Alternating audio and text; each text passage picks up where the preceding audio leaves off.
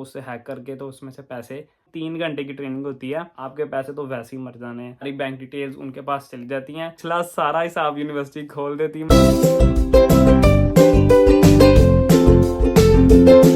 अस्सलाम वालेकुम everyone, welcome back to a new video. तो यार कैसे हो आप सब? उम्मीद करता हूँ सब खैरियत से होगे।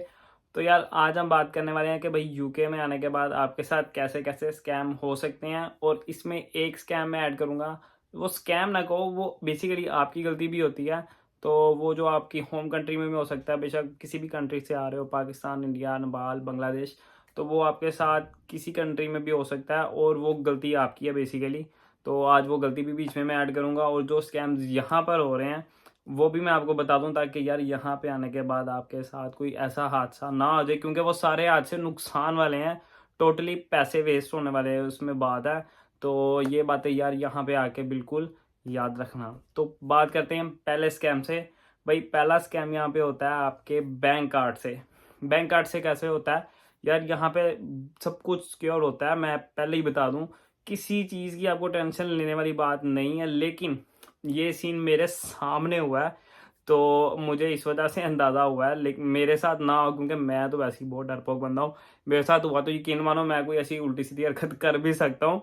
तो स्टिल अब मुझे पता लग गया है, तो इस वजह से अब मैं भी थोड़ा सा पहले से, जिसे कहते हैं ना, सावधान हूँ। लेकिन आपको भी मेरा करना बनता है, तो इस वजह से मैं ये आज का टॉपिक मैंने चूज़ किया।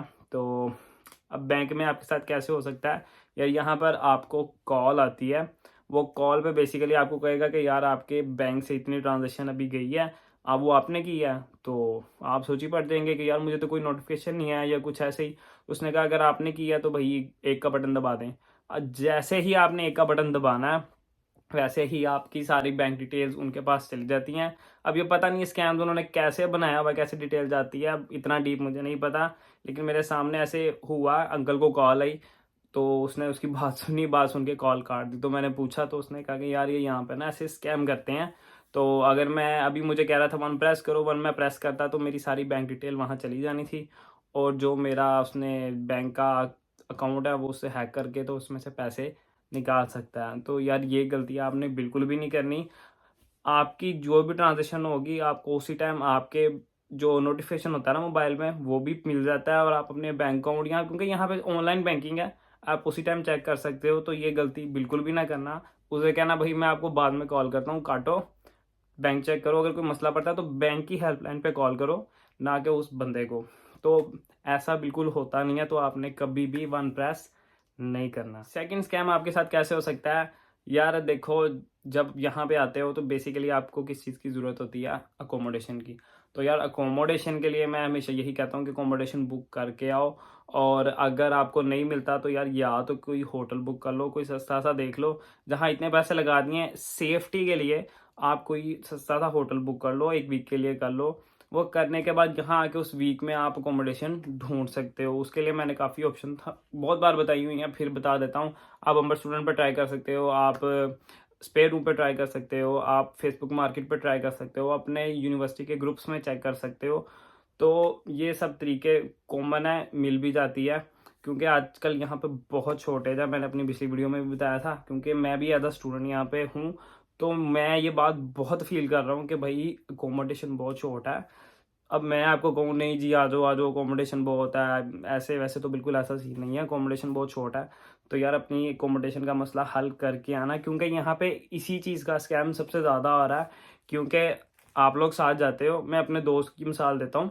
वो, उसको किसी ने बताया, उसने रूम देखा है, रूम देखने के बाद तो उसने कॉल की है, कॉल करने के बाद उस जगह पे गया, उस बंदे ने उसको घर दिखाया, ये घर है, इतने रूम है, इतने कमरे हैं, अंदर नहीं लेके गया, उसको बाहर से दिखाया। दिखाने के बाद क्या किया कि जी इतना रेंट है, आप मुझे इसका एडवांस दे दें, डिपॉजिट जमा करवा दें। स्टूडेंट क्या करते हैं, वो डरे होते हैं, वो कहते हैं जी ठीक है, कुछ पूछते नहीं है कब आना है, किसका घर है। तो ऐसी गलती बिल्कुल भी नहीं करनी यार आपने, क्योंकि यहाँ पे किसी का घर दिखा के कोई भी आपसे किसी तरह एडवांस ले सकता है। तो आप, मैं, उसने पूछा कि लैंडलॉर्ड कहाँ है, मुझे लैंडलॉर्ड से मिलना है। तो वो कहता लैंडलॉर्ड कोई नहीं है, वो पूछता नहीं है, ये वो, तो मैंने ही आपसे पैसे लेने ही, मैंने ही आपको रखना है।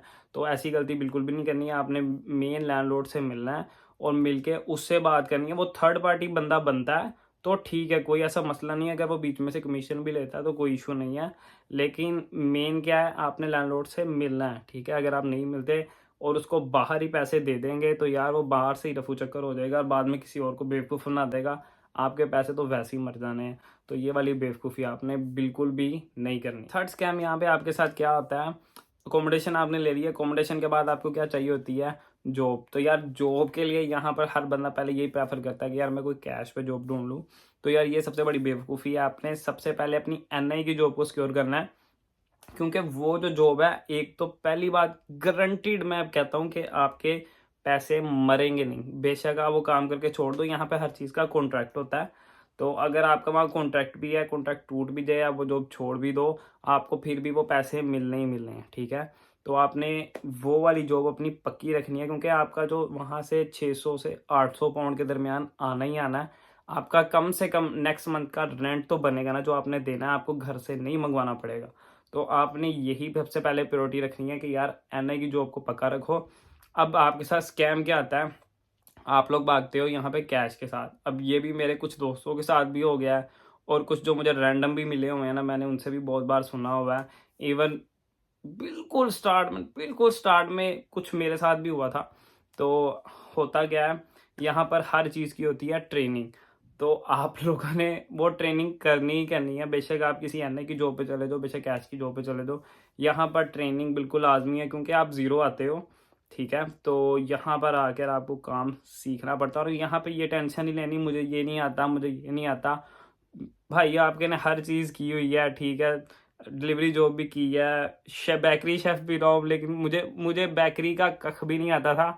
और मैंने एक एक चीज़ आइटम बनाई है, हर सैंडविच, कुकीज़, सब कुछ बनाया हुआ है, ठीक है। तो बहुत सी जॉब्स मैंने भी की हुई हैं। तो अब सीन ये है, हर चीज़ आपको वो सिखाते हैं, ट्रेनिंग होती है। अब एनआई पे जाते हैं ना, तो मैक्सिमम 3 घंटे की ट्रेनिंग होती है। और कैश पे आप लोग जब जाते हो तो आपको कम से कम 1 हफ्ते की ट्रेनिंग करवाते हैं, कोई 2 हफ्ते की करवाता है। तो यहाँ पर सीन क्या था, अभी एक मुझे लड़का मिला था 2 दिन पहले, मुझे कहता 13 घंटे मैंने काम किया, और उसके बाद मुझे क्या कहता, ये आपकी ट्रेनिंग थी, आप घर जाओ, तो हमें ज़रूरत होगी तो हम बुला लेंगे। आपने ये बिल्कुल भी नहीं करना। अगर करते हो तो भाई उससे पूछो कि ट्रेनिंग है तो कितने दिन है, और उसके बाद मुझे काम मिलना चाहिए, वरना उस ट्रेनिंग के मुझे पे करना है आपने। तो उससे बात पक्की करके फिर आपने काम करना है। अगर आपने ऐसे ही शुरू कर दिया ना, तो इवन मेरा बहुत करीबी दोस्त है, उसने 1 हफ्ता काम किया, जब पे लेने गया तो वो कहता है ये तुम्हारी ट्रेनिंग थी, इस वीक से तुम्हारे पैसे शुरू होंगे। तो यार ये सीन बहुत होता है यहाँ पर। कुछ फिर ऐसे करते हैं कि 2 हफ्ते भी करवा के ना, कहेंगे 2 हफ्ते बाद पैसे देंगे, ट्रेनिंग का कह के निकाल देते हैं। तो उनको क्या है, यहाँ पे बहुत बंदा है। तो बेसिक आपने यही करना है कि भाई पहले अपनी एनडी की जॉब सिक्योर करो। 5वें स्कैम की बात करता हूँ, जो कि भाई मेरी नज़र में एक तरह से बहुत इंपॉर्टेंट है। आपको अकोमोडेशन मिल गई, आपको जॉब मिल गई, आप बेसिक काम क्या करने आए हो, आप यहाँ पर पढ़ने आए हो। अब पढ़ना है तो भाई आप लोगों को असाइनमेंट्स बेस शुरू में, बिल्कुल पहला सेमेस्टर मैंने देखा है जो बिजनेस के लोग हैं ना, उनका सारा सेमेस्टर बेस ही जाता है। अब सेमेस्टर बेस में क्या होता है कि आप लोगों को असाइनमेंट्स पास करनी पड़ती हैं, और जिनसे नहीं बनती वो लोग बाहर से लेते हैं हेल्प। बाहर से लेने में हेल्प कोई भी जुर्म नहीं है किसी तरह के भी, अगर वो प्लेगरिज्म प्रूफ हो। अब सीन क्या आता है, अगर उसमें प्लेगरिज्म लग गया तो भाई ये यहाँ पे मैंने पहले भी बताया कि बिल्कुल एक जुर्म माना जाता है।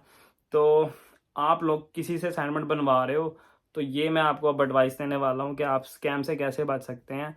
आपको भाई अगले बंदे का पता आना चाहिए, उससे उसका प्रूफ ऑफ एड्रेस लो, उससे उसका कम से कम आईडी कार्ड लो, आपको पता हो आप किस बंदे से बात कर रहे हो, ठीक है।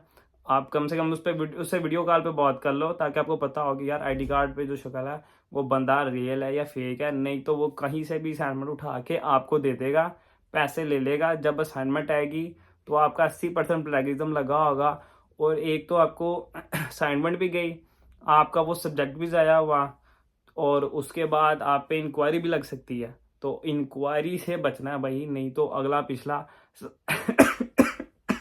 अगला पिछला सारा हिसाब यूनिवर्सिटी खोल देती है। मैं बार बार बता रहा हूँ, तुम समझो कि ये मेरे साथ हो चुका है, ठीक है।